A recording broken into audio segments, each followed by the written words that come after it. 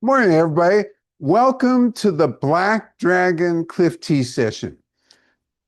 The prior 3 weeks, we've tried three wonderful cliff teas.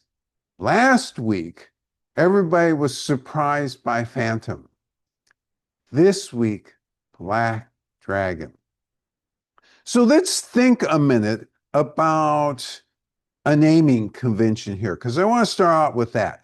I mean, that's pretty bold to call something Black Dragon. Oh, wait a minute. Maybe we should go back in history and look at what a dragon symbolized.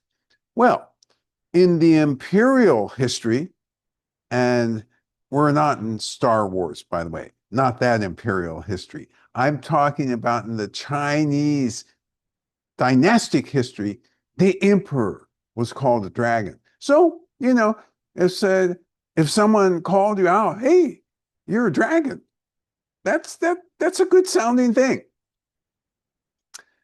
How did the name Wulong come into place anyway? And by the way, Black Dragon is a literal translation of Wulong. And this tea really is called Black Dragon. This wasn't fanciful imagination or anything. So we're still going back in history. Sung Dynasty. Let's call it 1100 to 1300, something like that. It's in that region. And in that time, from the northern Fujian tea fields, so we're talking about the Wuyi Mountains, they got, in quotes, Beiyuan tribute tea. Beiyuan refers to that whole area. And so it was going to the emperor as tribute tea. And so I remind you, was it oolong tea as we know today? Was it cliff tea as we know today? Or was it green tea? And of course, all of you know it was green tea.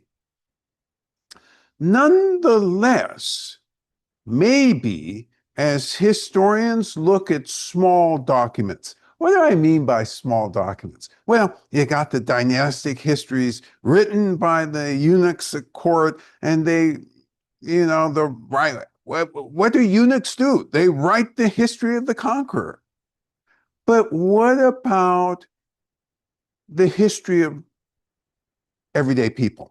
What about the history of everyday officials? You have these small histories, and they're being more and more quickly unearthed, discovered, and revisited, and we're learning more about daily life. So, what are we learning? You know what? Let's visit a poem right now and see what we're learning. So, I have this poem here, which I find very interesting. Let's see why this one is interesting.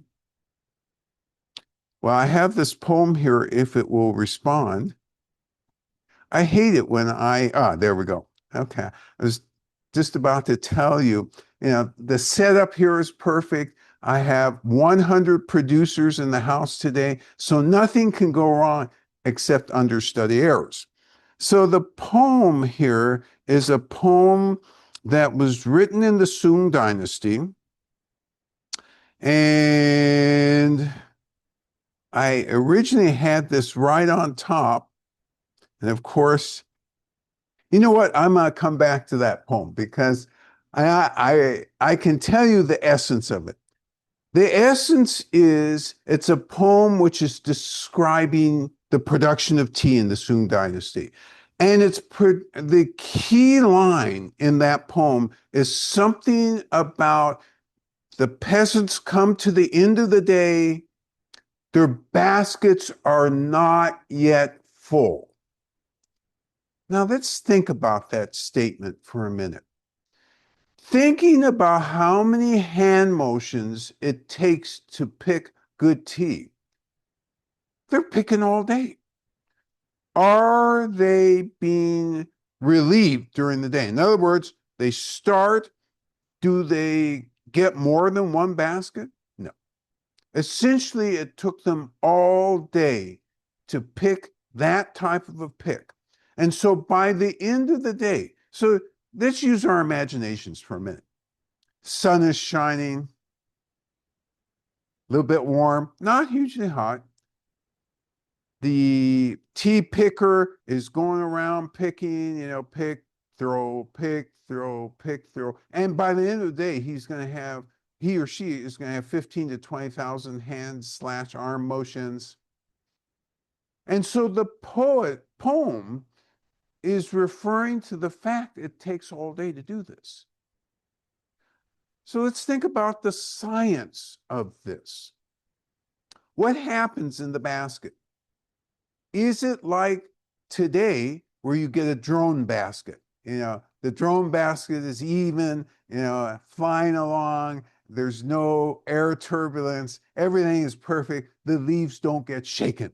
It's perfect. This was a human, and the human's bending down and moving along and so forth. So what's happening to the leaves? And there's more leaves coming on top. So there's movement and there's shaking. What happens when you start to shake leaves? You start to damage leaves. You start to bruise them. And at some point, the oxidation process starts. In fact, pretty quickly. So part of the current theory based on poems from that time, based on descriptions from that time, is that, in fact, they were already starting to produce oxidized tea. Now, is it the same as what it is now, 30 steps and, all this craft and so on? No, it is not. But it's telling you the precursor of this, which is really interesting because we always call the start of Wulong tea into the Ming Dynasty. So sometime in the late 1500s. What if our imagination about this isn't correct? What if these smaller histories and poems and documentations is really revealing that it really started probably in the Sung Dynasty? They weren't actually, and actually let's talk about the naming convention, because already in the Sung Dynasty, they were calling it Beiyan dragon tea. Now, the dragon referred to the fact it was, in quotes, dragon cakes and phoenix cakes. So I ask you this question. Have you ever seen a dragon cake or a phoenix cake? Turns out nobody has. There's some history that's been written, but it's not very descriptive. Although there is yet another poem from the end of the Sung Dynasty which talks about there being a purple haze. Wait a minute, that's a Jimi Hendrix. No. A purple miasma at the end of the day. And what that apparently is the oxidizing leaves giving off kind of as the sun goes down. Remember, these guys were semi-poets, so they had some descriptions that when you think about scientifically, was it really purple? Was maybe close to a little reddish? No. Let's use purple because everybody knows purple is good luck. Just say purple. So somehow those leaves apparently were already starting that process. And whatever they were doing with that cake, apparently it had color in it. So what colors did it have in it? It had deep green, it had brown, and a hint of red. Does this remind you of anything? It should. Cliff teas, pre-roasted, are those colors. And so that suggests, and I know in all the previous sessions, I've insisted it's been the end of the Ming Dynasty. Fortunately, I'm an understudy, and more importantly, as an understudy, I understand that some of my judgments are incorrect. I think my previous judgments were incorrect. The more I look at this, the more I'm beginning to believe, and I'm very much becoming convinced, that the precursor of cliff tea was actually starting in the Sung Dynasty, into the Sung Dynasty. So somewhere in the 1200s, 1300s, it's been around for a long time, longer than I said. And on top of that, again, don't want to confuse the historical timeline because it wasn't cliff tea in the way we know it now. It was missing the roasting, but it was certainly the start of something big that, because otherwise you have to posit something else. If you don't establish a history like this, supported, of course, by documentation, then you have the other thing, which, I was careful to not say this exactly, but it was almost like, okay, one morning in 1598, farmer got up and said, I'm tired of making green tea. I'm going to make cliff tea today. No, that's not what happened. And that's almost never, except for Einstein, what happens when something is developed. Something's developed over time, and lots of ideas contribute to it. I just didn't have a hold of that thread. I have a better hold of that thread now. So why are we spending time with this history? Does this influence the history of Europe? Uh-oh. Now we're on two continents. And indeed it does. Because probably the first two sets of teas that ended up in Europe are the smoky pines, and that was kind of an accident, and the Dutch did that. And then the British and the Portuguese brought Bohea. Oh, what a beautiful name, Bohea.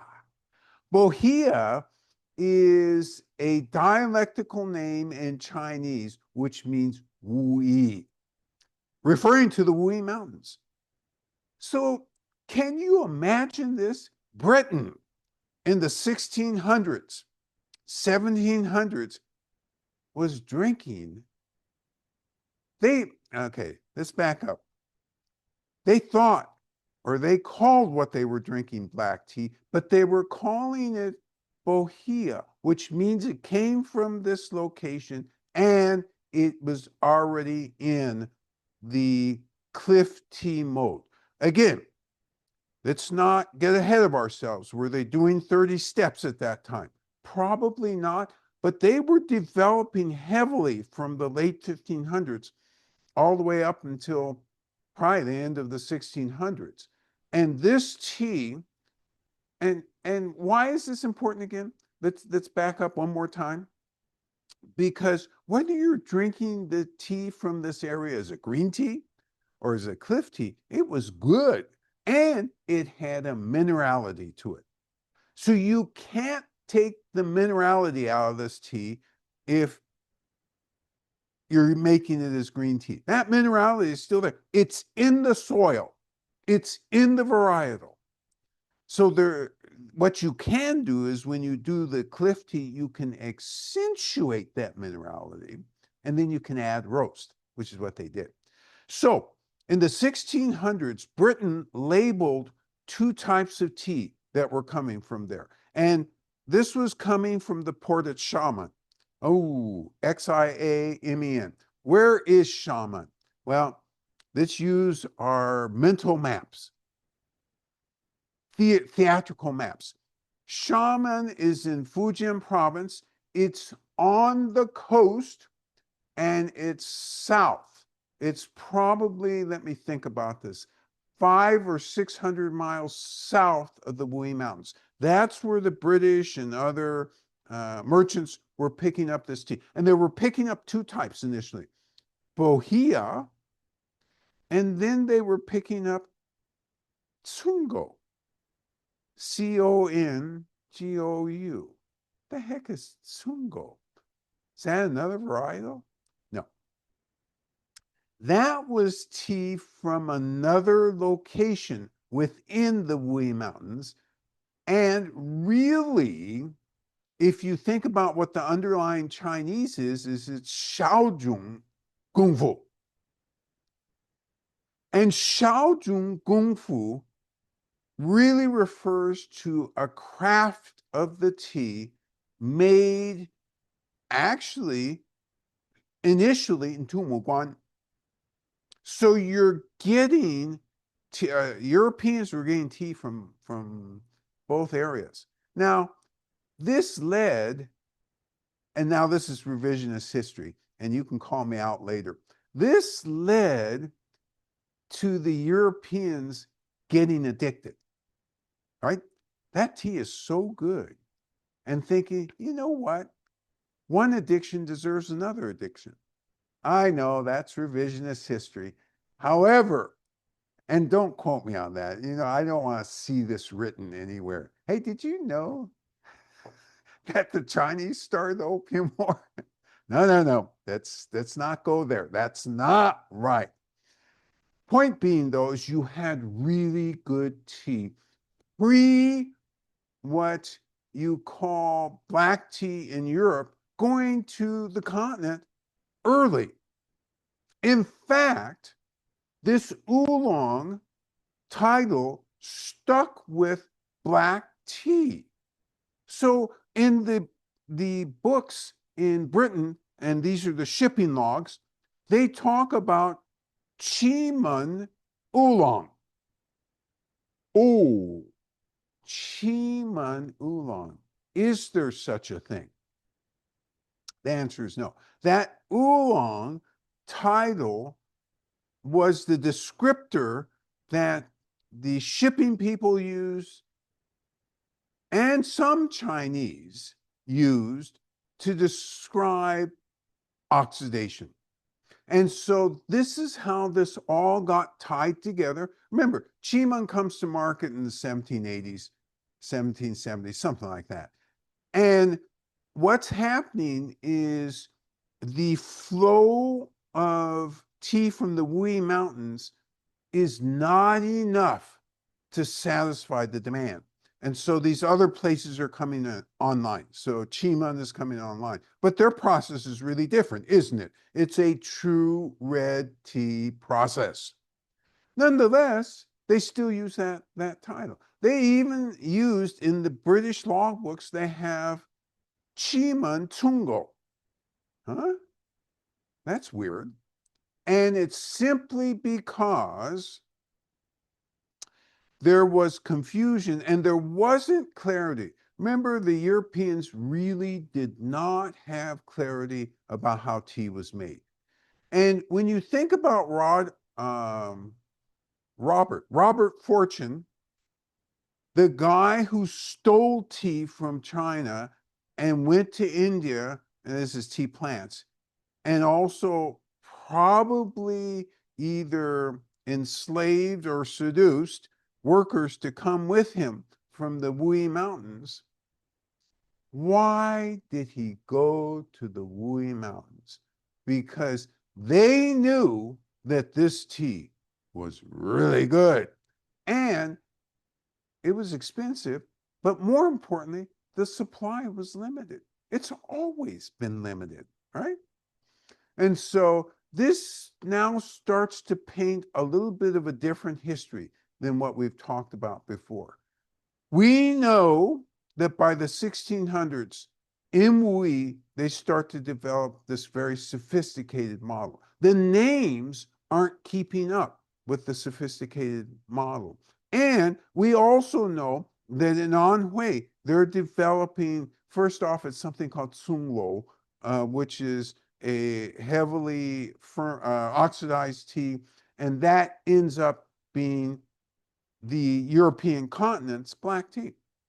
And so we know these things. What's happened is this connection between everything has been blown apart. So this is really important to understand. Now let's go back again to today's tea. Wulong. Wow. That's a lot of guts to call any tea dragon tea. Well, this is really good tea that you're going to have today. And remembering again that part of the sales process is, talking up your product, right?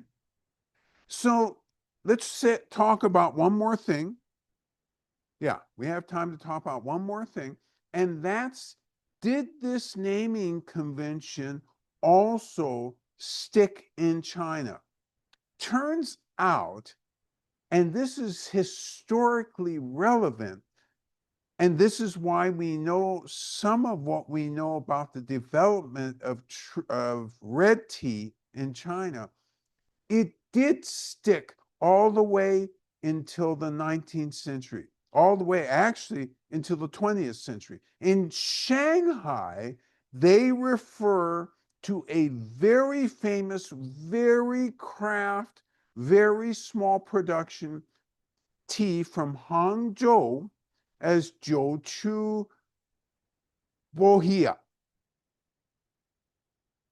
And that means they were using this title to suggest this is really good tea. And they were linking it to, and by the way, Jiuchu is a famous, very small production tea from Hangzhou area. It's so small that when I went to Hangzhou in, I think the year was 2008, and I was talking to one of the senior officials in the government, and he had his assistant with him, and we were talking about something else, and I mentioned, gosh, you guys are all, because he was talking about all the things that were famous in this area. And one of the things I was really looking for was an introduction into a Jiuchu farm. So I mentioned, I said, yeah, and you guys grow red tea here. And he went blank for a minute. He said, no, we don't. We grow dragonwood here. That's what we grow. Oh, sorry, my mistake. Within 3 minutes, his assistant, who I saw pull out his iPhone, the intelligence phone, right? Pull out his iPhone, and his was an AI phone. So, told him right away, ooh, that was a wrong answer. And he showed it to the senior official, and the senior official said, I didn't even realize. And there's like about 4 farms that produce in Hangzhou, and they don't always do it every year. And so we got our introduction, by the way. And so we've had that. It's really, really good tea, really hard to get. And so at any rate, I went off onto a digression there. But names matter. And the names associated or the titles associated with teas will tell you a history. They'll tell you a story, and it's really, really important. All right. So it's really important for you to keep notes as we go through the tasting over this next 3 weeks. We are going to do Black Dragon this week, next week Empathy, and the week following Spectral.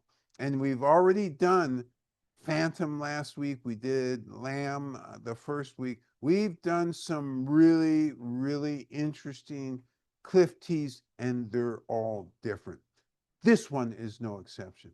So instead of taking the proverbial commercial break, the hundreds of producers have arranged so that we don't have to have a commercial. This is commercial free today.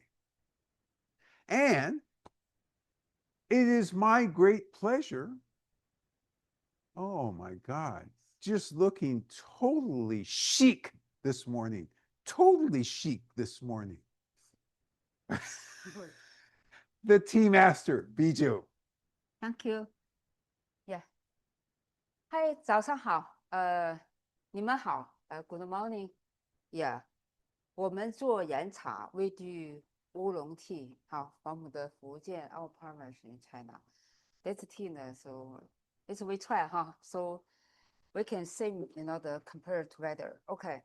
So even, so here in the server is a large cup, but I was using it, so 功夫茶 style, but John Hopkins, you can see how we can, John Hopkins. Yes, I will, of course. This is the, All right, so the usual setup. So we've got a tray, yeah, we have Ishin clay pots, we have what you should have, and the larger pots, which are the 12 ounce and 16 ounce, and then we have the traditional Kung Fu pots, so that you get a chance to see all of this stuff together. 2 large cups. And the Yixing is very important to use for oolongs. Yixing is important because the oolongs like heat and they like it concentrated. They like it 200 degrees. Hence, we're using Yixing. And you notice in the prep, so many people over the years have asked, well, why do you pour 200-degree water over the outside? It's so you get a uniform heat and maximize the heat of the Yixing pot. Whether you're using an Yixing or a ceramic, there is a taste difference, but not so much that you should right away go out and purchase an Yixing. But if you love oolong, you should have an Yixing pot.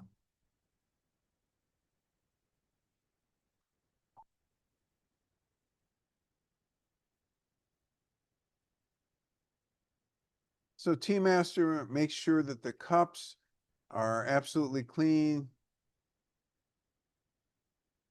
Grabs her tea leaves. These are the Wulong tea leaves.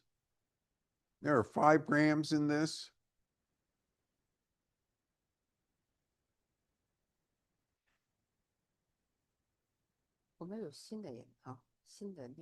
Yes. This is called 茶海, this is 茶针. So we use these tools, so-called chahai and a chajun, to make sure that we don't actually handle the leaves themselves.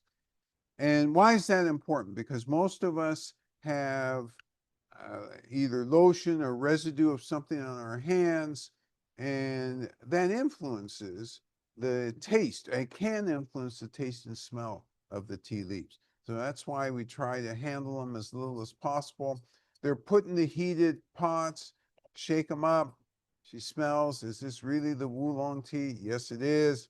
Okay, I'm happy. And then she gets ready to add 200-degree water into the pot. And while she's doing that, I set the timer, 3 minutes. And by the way, for anybody who's on today's broadcast who's new, this is the demonstration, and then in a minute, we'll pour with you.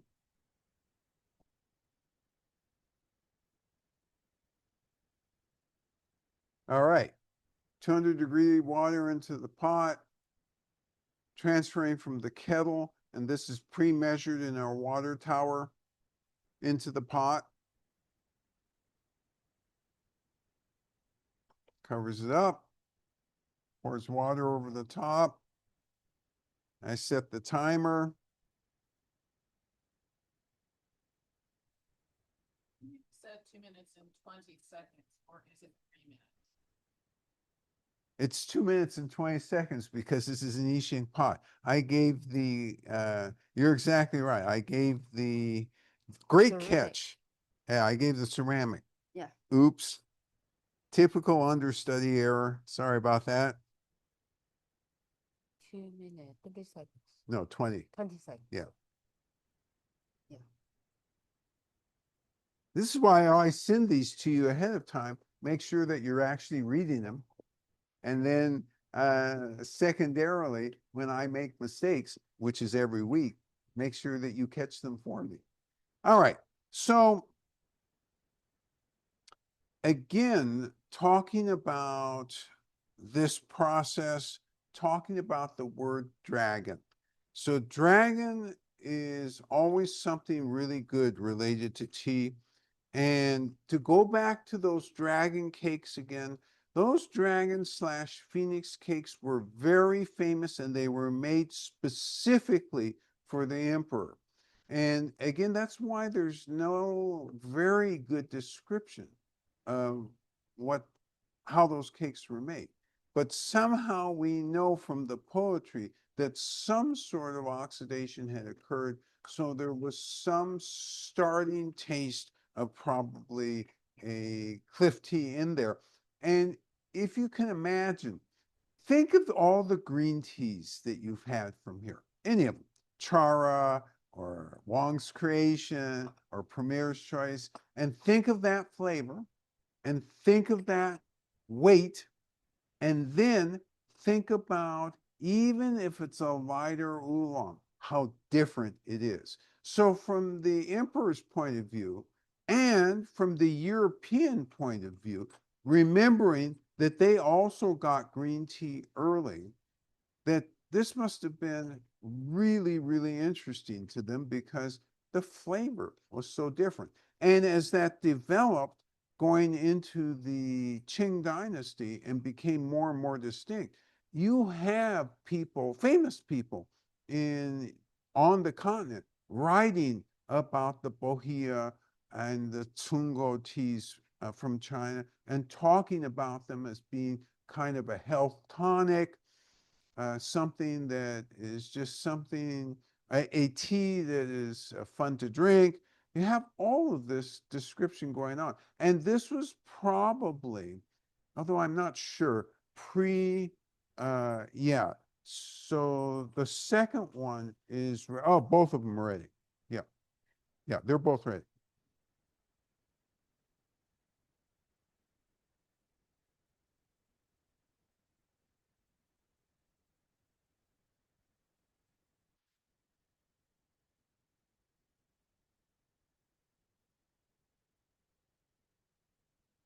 Hey, you see, she takes her time, Tea Master takes her time, just that nice rhythm. We've talked about rhythm. We've talked about being present.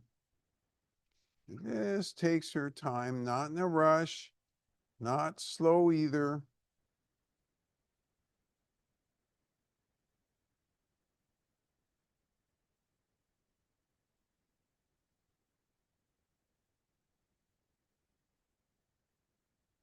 Okay. So we end up with a product that looks like this. Oops, as I try and navigate here. So we'll enter the quality arena, as we always do. And so remember, this is done at 200 degrees, so it's a 200-degree inhalation. It's really hot, so be very careful. And what we're looking for is, where's the astringency on the tongue? What's the aftertaste? That's the first inhalation. The second inhalation, we're looking at aroma, taste, and have your notes out and start to take further notes based upon what you experience here.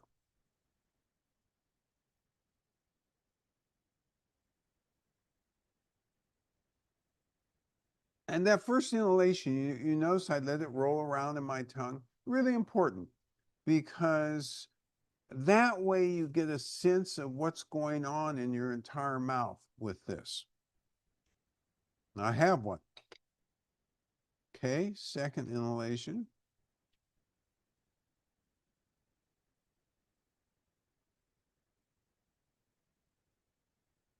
Okay, so remember, astringency, aftertaste, energetics, and then focus on aroma and taste.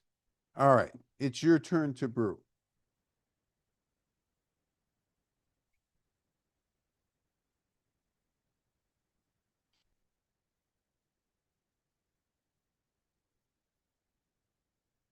So again, you don't need a big old setup like this, but you need one pot, either an I Ching or a ceramic. And you notice the times are different. And again, thank you for pointing out the fact that I confused the two.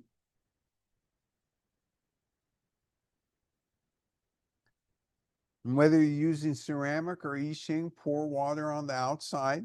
You want it as hot as possible. Why is the ceramic timing longer? Well, it just never retains the heat the same way the Yixing pot retains it.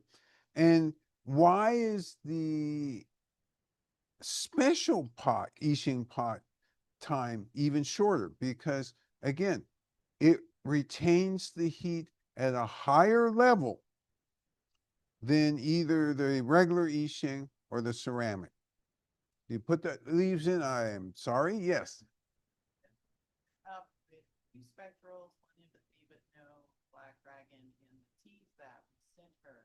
Could you please share what the brewing instructions are for spectral? Yes. Spectral, so 7 grams. 7 grams. 30 seconds. 7 grams, 4 minutes, 30 seconds. Very good. Yes, thank you. Sorry about that.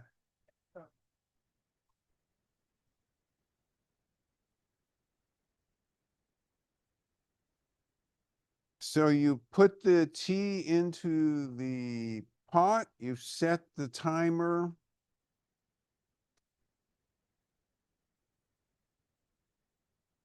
Correctly.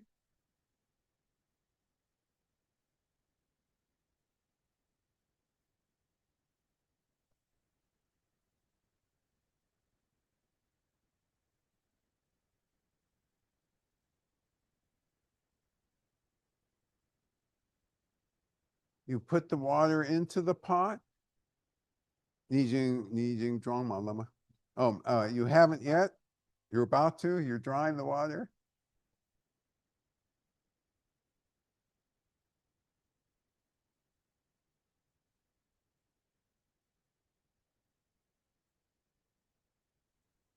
All right.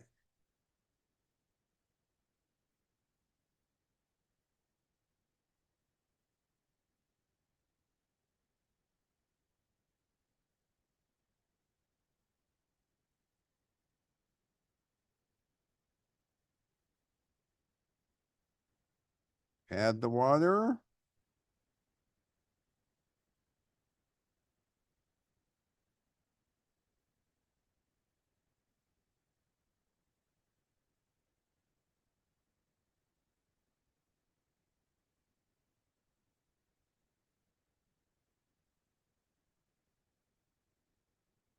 Okay.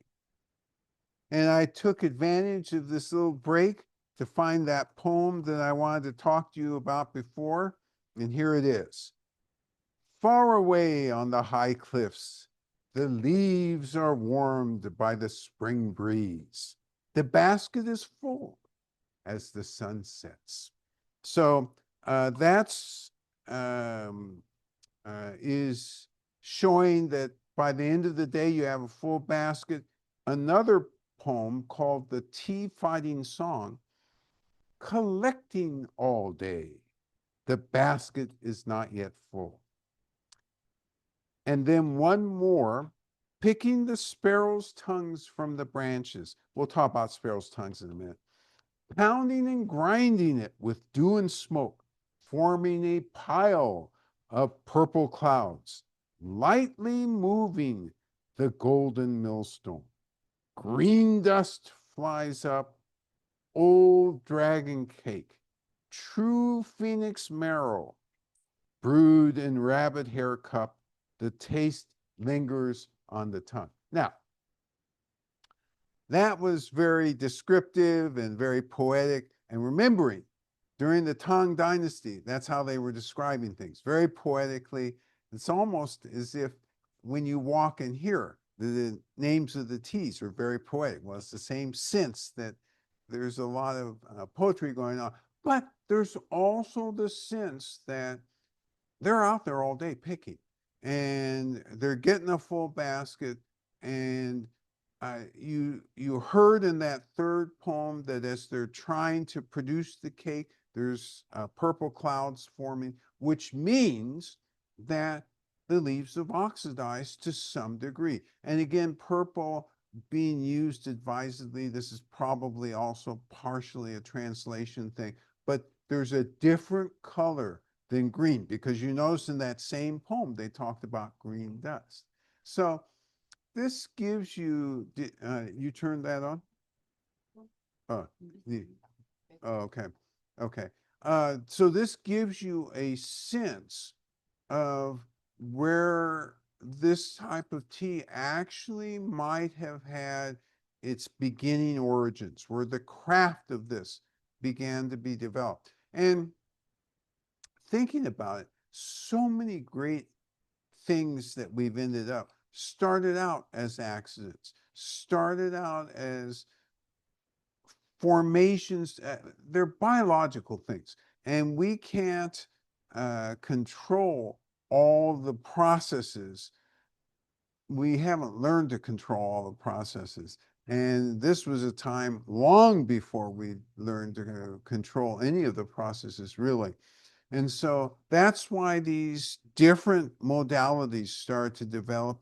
And Wuyi Mountain was kind of a magic place for this to happen because the actual soil environment and the varietal environment was so different.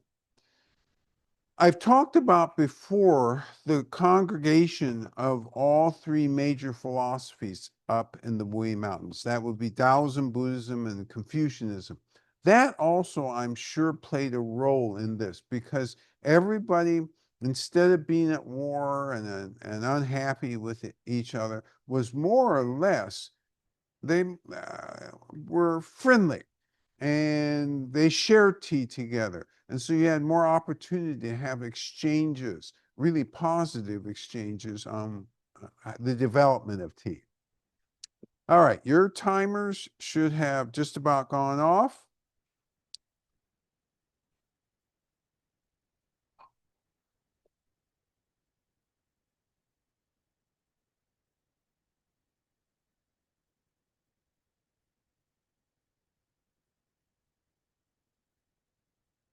And you're separating the tea leaves from the tea. And you're saving those leaves because you get a great next cup.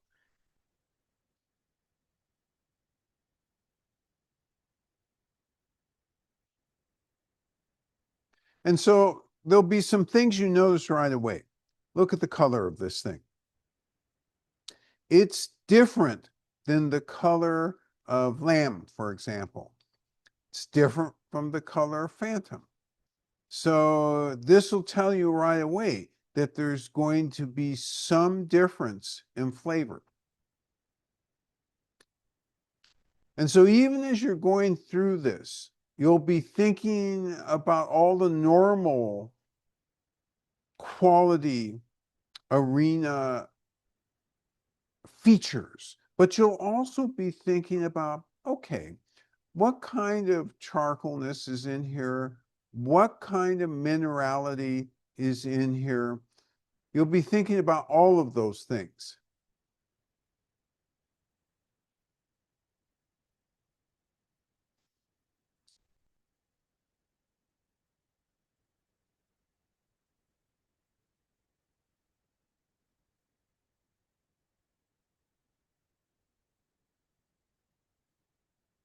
And it's interesting, this last week, a young person, and I estimate their age to be maybe 15 years old, came right up to the counter and ordered this tea. I mean, it's clear that this person at some point within the last 2 or 3 years has been in the shop because they didn't even hesitate. They came to the counter, I want Black Dragon. It's like, okay, and I suddenly know where this kid is from. It took me a minute. He came with his class before, because his class was in here. And that's why I hadn't remembered him. But I was just really bowled over because he sat at the counter and drank through slowly and really with attention to detail. It was beautiful to see.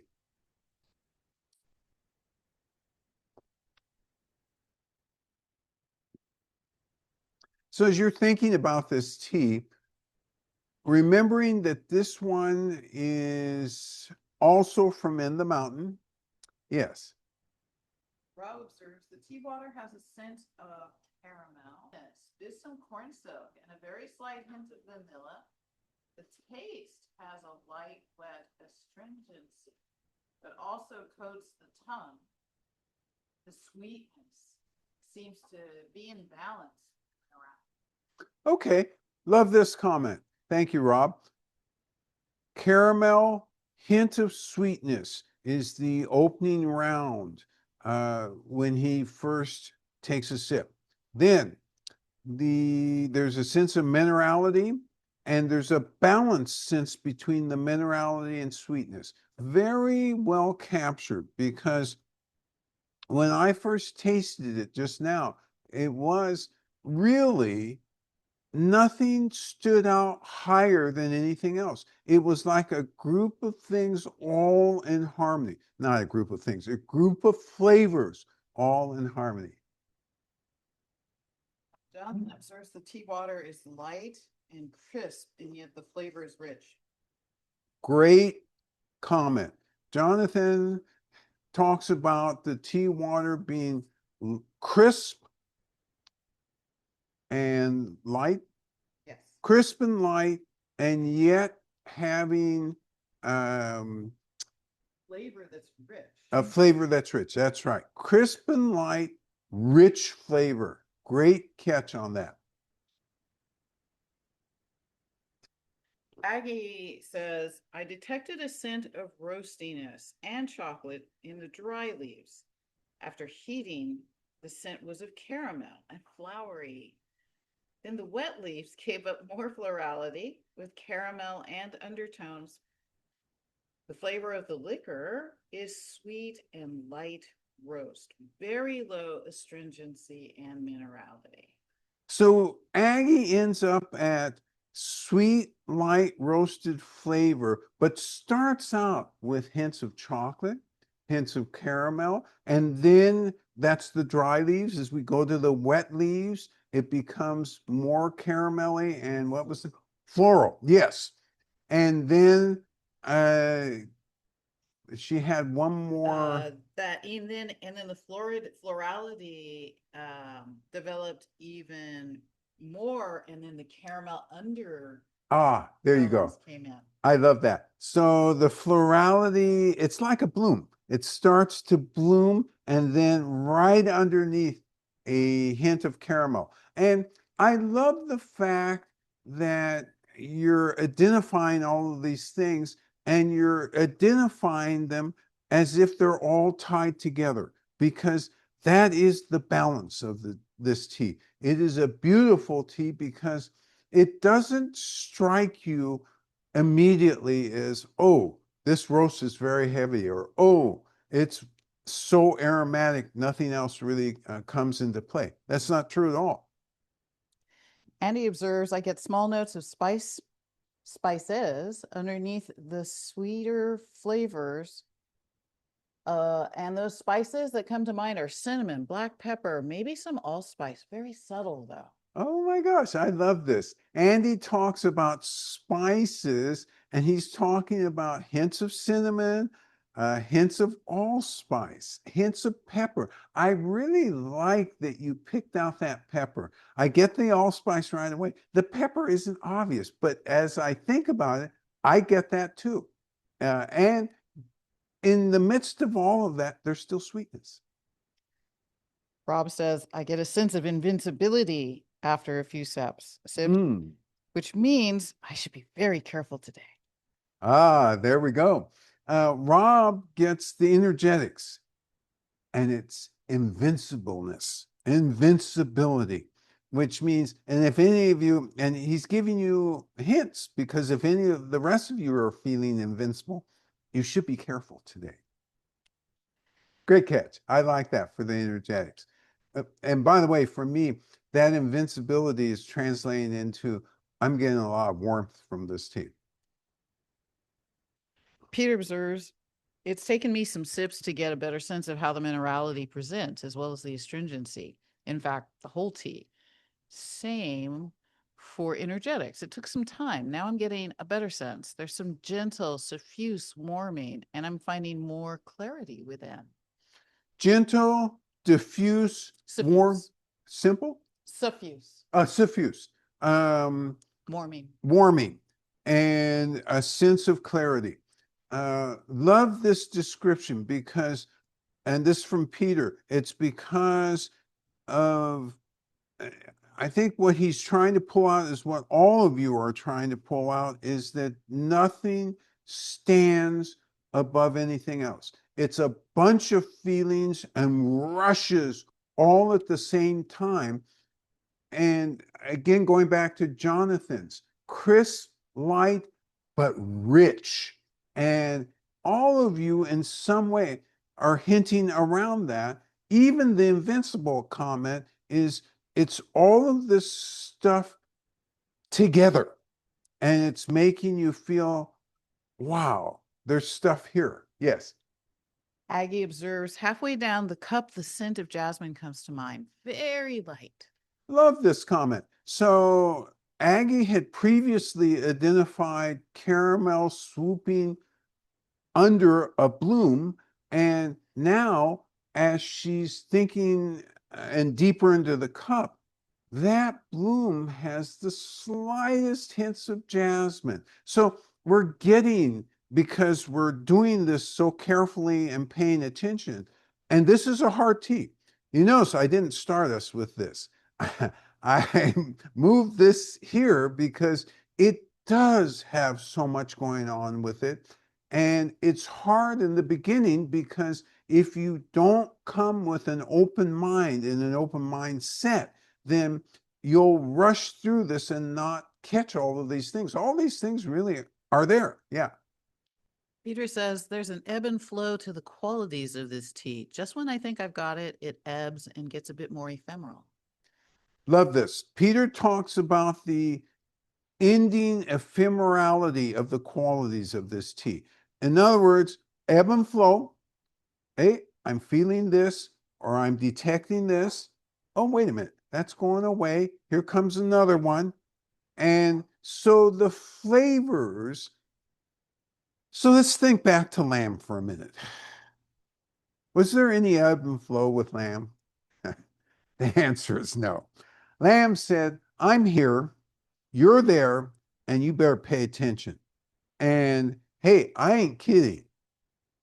This is Black Dragon is, yeah, I'm here all right, but I'm in that mist and I'm swinging in and out, and there's a lot going on here. Great descriptions.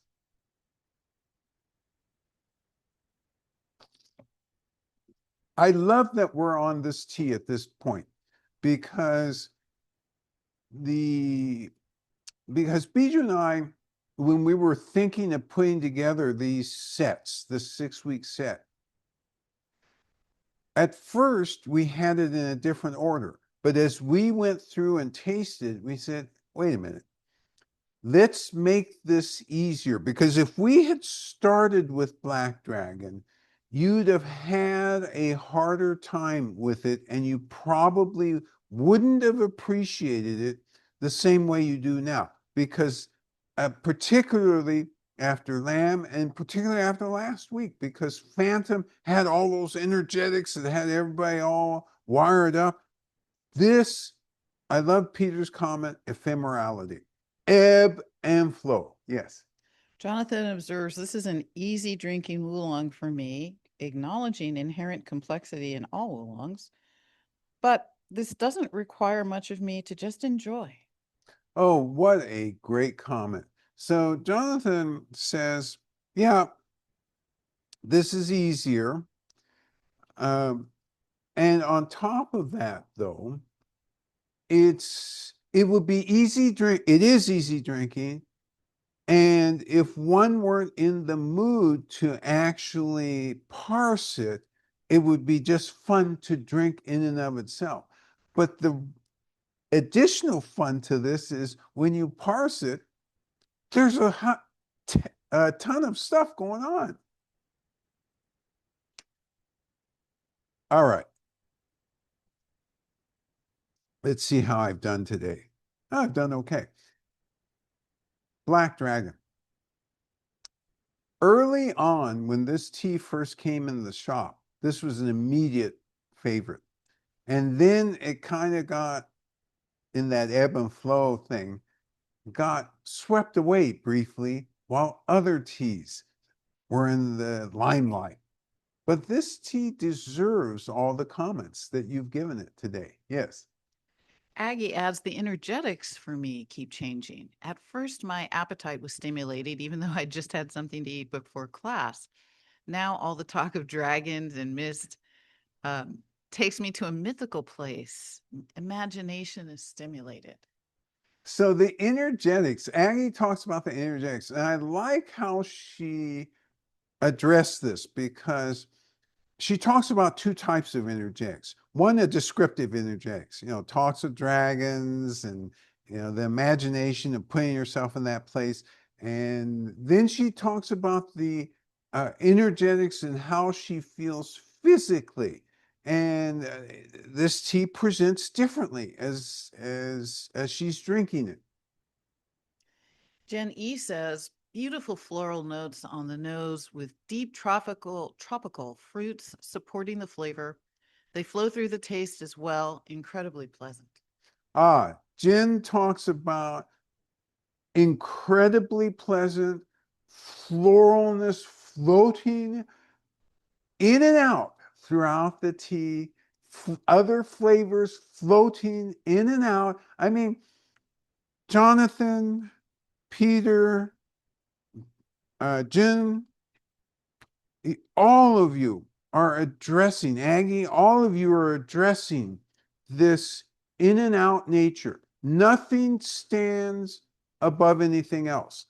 And Andy, I still go back to Andy's, that hint of pepper in the background. And I get that. And the hint of allspice.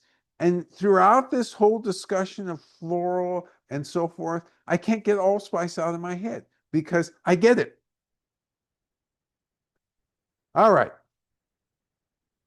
I'm humbled every time I talk to all of you because all of you are so good at parsing this. All of you slow down time. You really do, because as we go through these sessions, I get the pleasure of hearing your commentary and then retasting, even as I'm developing my own thoughts. Thank you for sharing all of these, especially at this level. You truly are really unique. So, next week, we enjoyed Christmas and Black Dragon. Let's see, what should we do for New Year's? Maybe we should be empathetic in the new year. Do you think empathy would be a good thing to have in the new year? Yeah. So let's have some empathy next week. In addition to empathy, you have assignments. But it's the usual assignments. Stay well. And we very much look forward to talking to you next week.